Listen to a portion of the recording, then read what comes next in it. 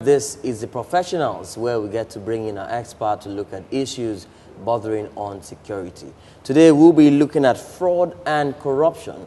It's an issue that has eaten so deep into the fabric of society and, of course, a deliberation in every sector of the nation. Today, we'll be looking at it, the roles and many other things that you need to know about fraud and corruption. My guest today, I believe, would do justice to this topic.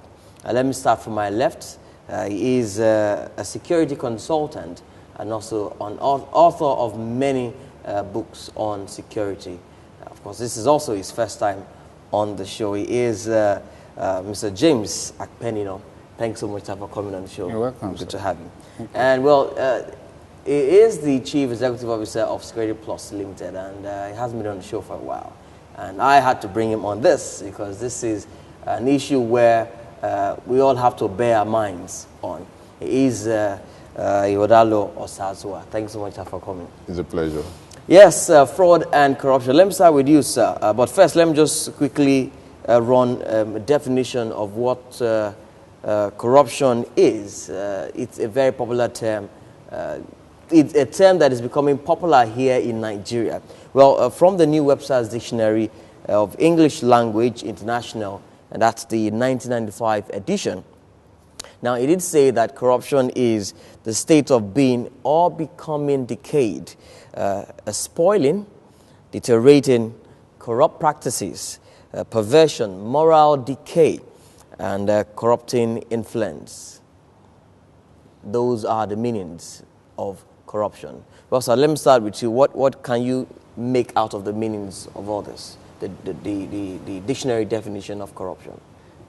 Corruption, decay, perversion, but for the purpose of this discussion, we just say an abuse of office for personal gain.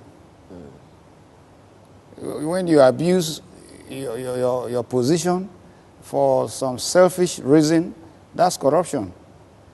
Ordinarily, like the definitions you gave, you talk of perversion.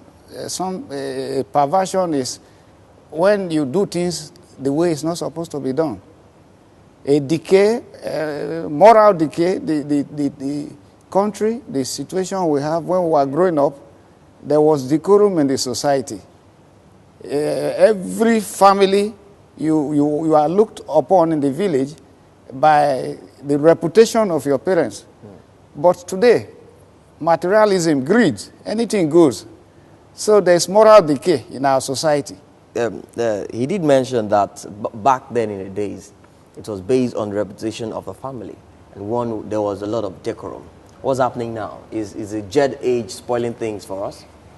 Well, the jet age seems to be spoiling things for us because our parents have forgotten that when they were growing up, not our parents now, that is parents of these days, they have forgotten that when they were growing up, there were things called values, culture, that you have to, abide by, rules that you must abide by as a growing child. For instance, you wake up in the morning, you must go and tell your parents good morning in their bedroom. But children these days, they can just wake up, take their baths, without even seeing their parents. They're out of the house. At times, parents will not even see them for 1 week. You understand? Yeah. And when they come back, they still welcome them. They say, oh, no, this is the jet age. This is a new, these are new types of children and all that. These are some of the things that we are having as problems right now. Okay. It has gotten so bad that at this point we're among some of the most corrupt countries in the world. How did we allow it to go this bad? Looking at what he's mentioned about the moral values and some of those beliefs we had back then. How did we allow it to slip out of our hands that it's something else now? I think when you were saying jet age, I didn't really want to subscribe to that because we cannot be more jet-aged than places like America or UK or even South Africa. We know there's corruption everywhere. But not too long ago, Nigeria, by the assessment of Transparency International, was the second most corrupt country in the entire world. I think after Cameroon also. But recently, I think it has improved. We are now 35th most corrupt country in the world. That will tell you the type of situation, like the CEO said, anything goes in this country now. No standards. I don't know where you come from, but if you drive to the village now with a jeep, the whole village will celebrate you. They don't know how you come about that jeep. So, talking about when it started and how, it's an issue that really it becomes difficult to pinpoint. But I know that the very first military revolution in the country in 1966, the basic agenda of the revolutionaries there, from Major Zogu's broadcast, was against bribery, corruption, nepotism, and I think one other thing, tribalism. Tribalism. You heard that, the military coup, and the fact that even present government are still making effort to fight against corruption. Let's look at it now in the private sector. It is believed that the private sector is actually the ones fueling this issue, because we seem to be in that sector. Let's look at that, corruption, before we go to the government. Well, in the private sector, it may not be as obvious as what we have in the public sector, because one, they will think about their image. If there is any case of fraud or corruption, the first thing they consider is what will be the perception of their customers. So they may not even report it. It may not be heard anywhere. And in doing that, they are concealing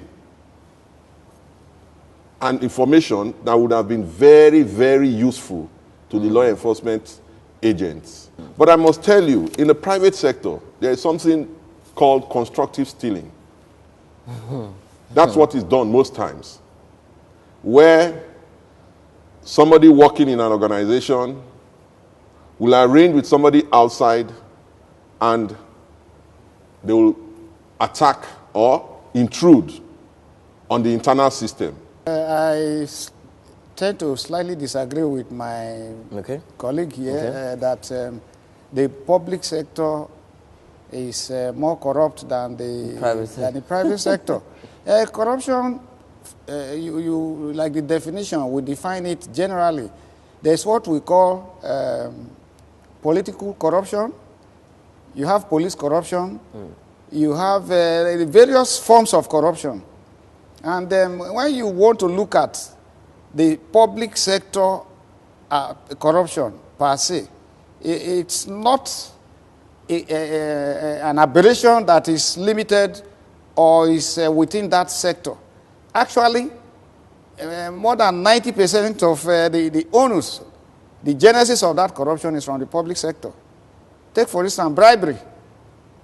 It's the private people that will bribe the policeman.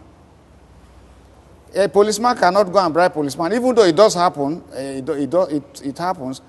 But you see that the corruption originates and is championed by the private sector. But in all this, there must be a solution. There must be some things that can be done aside some of the measures that have been put in place. Some of that extra things that we can do to ensure that somehow, we'll bring fraud and corruption to its barest level. But of course, we do not have time to talk about all that. So I would urge you to join us in the concluding part as we will look at the reasons for fraud and corruption. What we can do is the internet now, the technology advancement, is it contributing to fraud and corruption in Nigeria? What are those things that we need to do to check some of these things? Of course, all this we will discuss in the concluding part of this topic.